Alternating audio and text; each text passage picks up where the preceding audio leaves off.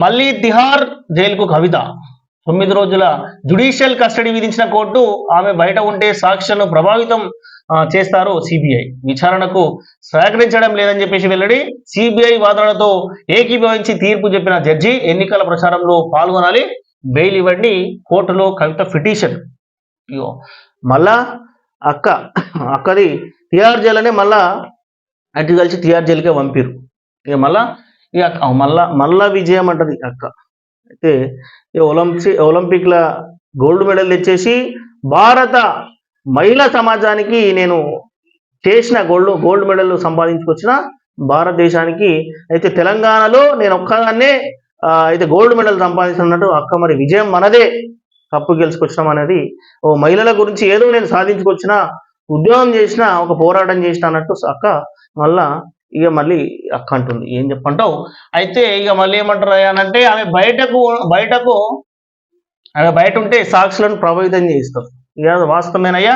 అయితే అక్క బయటకు వచ్చిందంటే ఇక సాక్ష్యాలు తారుమారయ్యే అవకాశం ఉంటుంది విచారణకు సహకరించడం లేదని చెప్పేసి సిబిఐ వాదనలతో ఏకీభవించి తీర్పు చెప్పిన జడ్జి అయితే విచారణకి ఇట్లా అక్క సహకరిస్తలేదట ఎందుకో మరి అయితే ఇక ఎన్నికల ప్రచారంలో పాల్గొనాలి బెయిల్ ఇవ్వండి అక్క ఎన్నికల ప్రచారంలో పాల్గొనాలట ఇప్పుడు అక్క పోతేనే అక్కడ బీఆర్ఎస్ క్యాండిడేట్లు అక్కడ గెలిచే అవకాశం ఉంది కావచ్చు మరి అక్కకు బెయిల్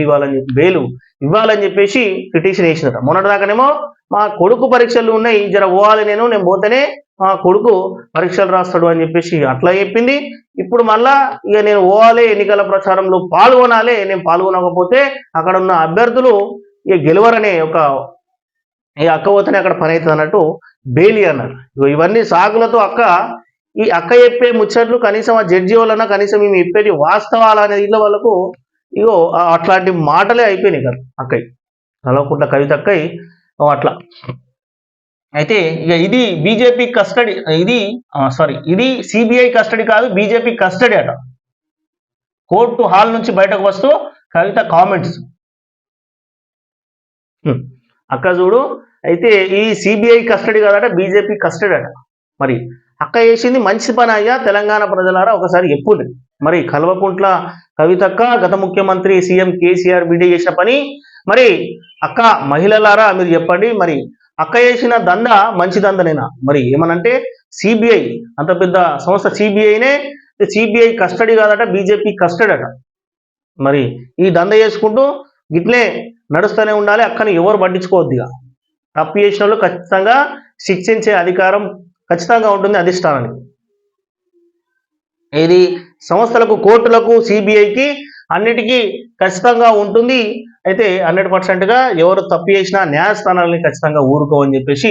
అయితే మనం చెప్పొచ్చు ఇక అక్కంటది బీజేపీ కస్టడీ అట ఏం చెప్పంటావు కోర్టు ఆవరణలో మాటలేంది కవితపై జడ్జి వాళ్ళు గిట్లా సీరియస్ అయ్యారు కోర్టు ఆవరణలో మాటలేంది ఇవన్నీ మాట్లాడేందుకు అని చెప్పేసి ఇక అక్క మరీ గంత అద్మానంగా మాట్లాడుతుంది అక్క ఇక మరి జడ్జి వాళ్ళు వీళ్ళందరూ ఎట్లా ఇక సిబిఐ వాళ్ళు ఎట్లుంటారు ఇక అక్కది కథ మళ్ళీ అటు కలిసి ఇక మళ్ళీ తిహార్ జైలుకే తీసుకోరు అక్కను